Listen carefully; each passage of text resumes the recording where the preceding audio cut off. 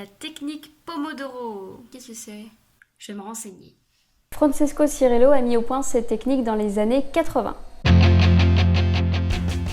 Ça sert à rester concentré. Ah oui, attends, je vais faire ça. Ouh, ça me fait penser que... Alors, attends. Il y a ça aussi, il y a ça. Qu'est-ce que je faisais au départ? Ça veut dire quoi? Pomodoro, ça veut dire tomate. Quel rapport avec les tomates? Aucun. Francesco Cirillo utilisait tout simplement un minuteur en forme de tomate pour pouvoir gérer son temps.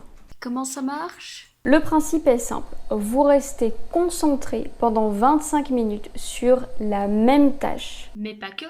Vous lancez le chrono et c'est parti pendant 25 minutes. La méthode ne s'arrête pas là.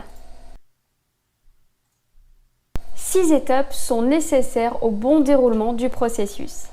Première étape, déterminer le nombre de pomodoro nécessaires à votre activité. Deuxième étape, aucune distraction pendant le pomodoro. C'est-à-dire que vous allez rester concentré sur une seule tâche pendant 25 minutes. Ça veut dire qu'il n'y a pas de téléphone, ça veut dire qu'il n'y a pas d'interruption.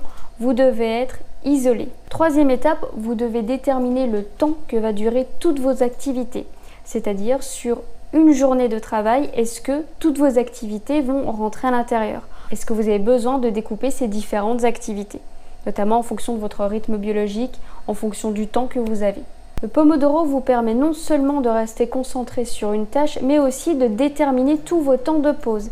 C'est-à-dire qu'en fait, vous allez avoir 4 sessions de 25 minutes et entre chaque session, vous allez avoir 5 minutes de pause. Donc, vous avez une session de 25 minutes où vous restez concentré, 5 minutes de pause, puis de nouveau 25 minutes de concentration, 5 minutes de pause, puis 25 minutes sur votre tâche, de nouveau 5 minutes de pause et 25 minutes de concentration. Au bout de ces 4 sessions de 25 minutes, il est temps de prendre une bonne pause, de 20 à 30 minutes par exemple. Cinquième étape, organisez tout votre travail en fonction du système Pomodoro. Ce qui permet aux personnes qui se dispersent énormément de rester concentrées sur une seule chose à la fois. Et pour ceux qui se mettent une grande pression, là ça vous permet de rester concentré sur votre tâche uniquement. Sixième étape, vous allez découvrir votre objectif personnel. Au-delà de tout votre travail, où est-ce que vous voulez aller? Est-ce que vous voulez faire un travail collaboratif?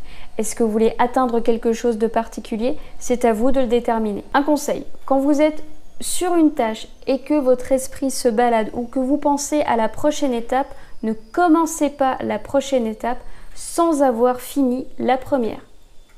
Vous faites d'abord cette première étape et puis vous passerez à la suivante. Tant qu'elle n'est pas terminée, vous ne passez pas à la suivante. À vous maintenant de l'appliquer!